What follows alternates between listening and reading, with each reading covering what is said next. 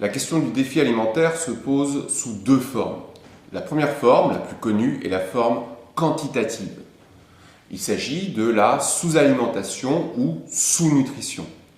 Celle-ci peut se définir comme un apport insuffisant en calories, la limite étant fixée à 1200 calories jour. Pour un entretien normal du corps, il faut compter entre 2000 et 2400 calories. Chez l'être humain, la sous-nutrition prolongée entraîne une dégradation des fonctions vitales et abîme les organes essentiels, provoquant au final la mort de l'individu.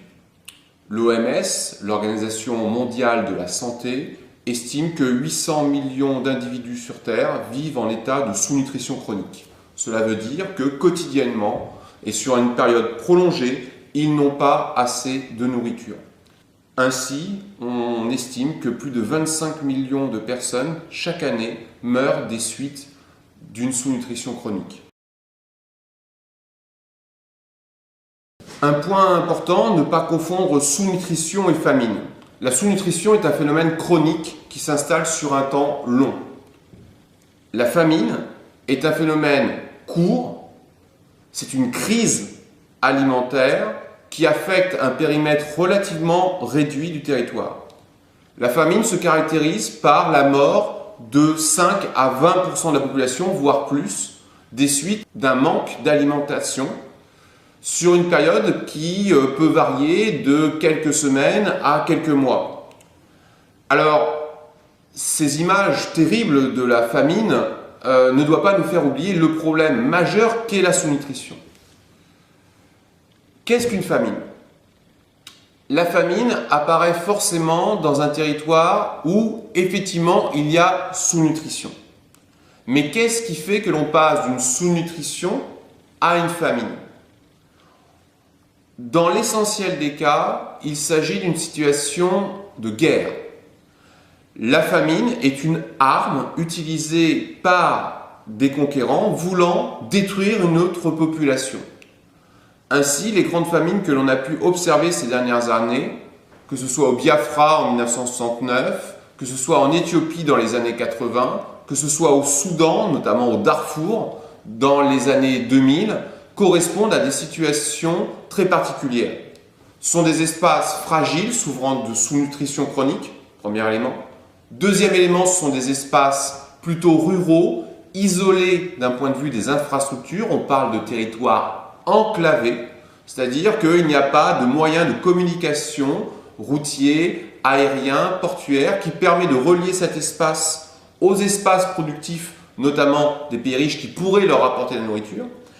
Et surtout, le dernier aspect, c'est que ce territoire va être fermé par une armée hostile qui va détruire la population locale qui s'était insurgée ou révoltée contre le pouvoir central.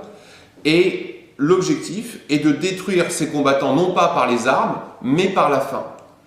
Et de détruire l'ensemble de la population. Donc il s'agit de procédés que l'on peut assimiler à des formes de génocide, c'est-à-dire la volonté de détruire entièrement la population, hommes, femmes, enfants. L'autre aspect quantitatif que l'on peut noter est la question de l'obésité. L'obésité affecte aujourd'hui plus de 300 millions de personnes sur la Terre, dont les 2/3 dans les pays riches. Avec 89 millions de cas, soit 30% de la population, les États-Unis sont le premier pays touché.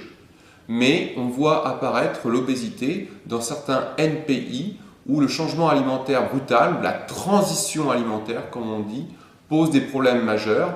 Ainsi, en pourcentage de la population touchée, c'est désormais le Qatar qui décroche cette triste première place. Mais un pays comme la Chine connaît aussi une croissance spectaculaire du phénomène d'obésité. Le deuxième aspect que l'on peut évoquer pour cette question du défi alimentaire est la question non pas quantitative mais qualitative. Il s'agit non pas donc de la sous-nutrition mais de la malnutrition. On peut distinguer assez facilement deux types de malnutrition. La première, celle des pays pauvres. Les populations les plus fragiles ne peuvent consommer que des matières de base, à savoir en général des céréales ou du riz. Cette alimentation provoque des carences alimentaires importantes et n'apporte pas les vitamines, calcium et oligo-éléments nécessaires au bon développement du corps humain. Ceci peut se traduire par des maladies parfois terribles comme le rachitisme. Cette faim invisible, comme l'appelle l'OMS, touche plus de 2 milliards de personnes dans le monde. Mais la malnutrition touche aussi des pays riches.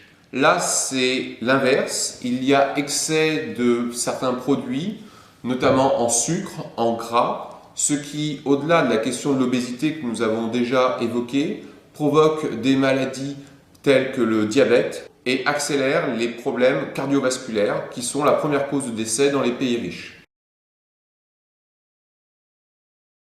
Cette situation alimentaire difficile à l'échelle mondiale ne connaît pas d'évolution notoire, à savoir que le nombre de sous-nutris et de malnutris se maintient à un niveau élevé. 800 millions de sous-nutris, 2 milliards de malnutris. Pourquoi cette stagnation malgré la progression des productions alimentaires? Il existe différents facteurs qui expliquent cela. Le premier est l'augmentation rapide de la population dans les pays du Sud, notamment ceux qui sont rentrés dans la première phase de la transition démographique. Je pense notamment aux pays africains. Cette augmentation rapide de la population est supérieure à l'augmentation des rendements agricoles et de la production agricole, ce qui gomme tous les effets positifs qui ont pu intervenir des politiques agricoles menées depuis une trentaine d'années. Deuxième élément, c'est le maintien d'une très grande pauvreté dans ces pays. Effectivement, la faim n'affecte pas de façon uniforme un pays ou un continent. Il touche en priorité les populations les plus pauvres. Et l'on voit dans les milieux ruraux et aussi dans les milieux urbains que les couches sociales qui profitent d'une élévation du niveau de vie ne sont pas touchées par ces phénomènes de la faim. La situation d'un certain nombre de pays a même tendance à se dégrader. Nous verrons tout cela dans la deuxième sous-partie, le grand B, que je vous invite à voir à la suite de ce que nous venons de faire. Mais il est peut-être maintenant temps d'évoquer la question du réchauffement climatique pour montrer que les questions écologiques, économiques et humaines sont intrinsèquement liées.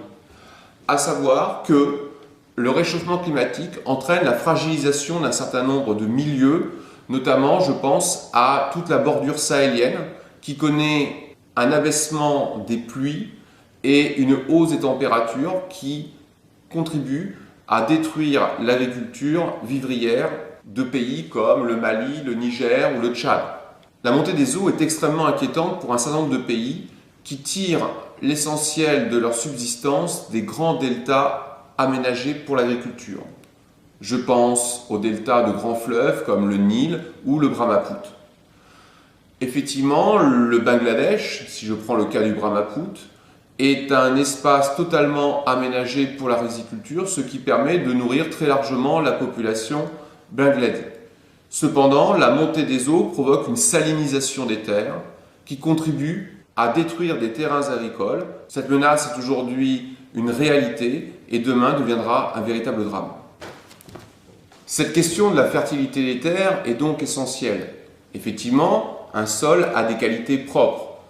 Des sols peuvent être riches ou plus pauvres. Si nous prenons les sols de la Beauce ou les sols des grands deltas que nous venons d'évoquer, ce sont des sols extrêmement riches. Des sols sahéliens, par exemple, sont beaucoup plus fragiles. Cependant, cette productivité naturelle n'est pas en soi une donnée invariable. Effectivement, le degré de maîtrise technologique a permis d'améliorer grandement la productivité des sols, mais cette question de la révolution agricole est une question très inégale sur la planète. C'est ce que nous allons voir maintenant dans notre deuxième sous-partie.